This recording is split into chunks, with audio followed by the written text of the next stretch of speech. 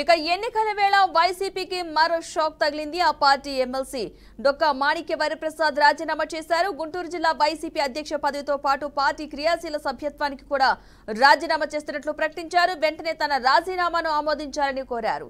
ఇక తాడికొండ సీటు దక్కకపోవడం వల్లే రాజీనామా చేసినట్లుగా అయితే తెలుస్తోంది.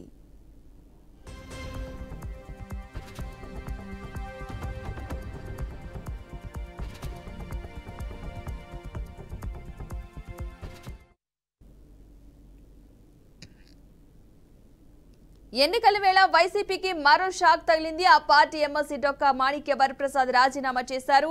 గుంటూరు జిల్లా వైసీపీ అధ్యక్ష పదవితో పాటు పార్టీ క్రియాశీల సభ్యత్వానికి కూడా రాజీనామా చేస్తున్నట్లుగా ప్రకటించారు. వెంటనే తన రాజీనామాను ఆమోదించాలని కోరారు. తాడికొండ సీటు దక్కకపోవడం వల్లే రాజీనామా చేసినట్లుగా తెలుస్తోంది.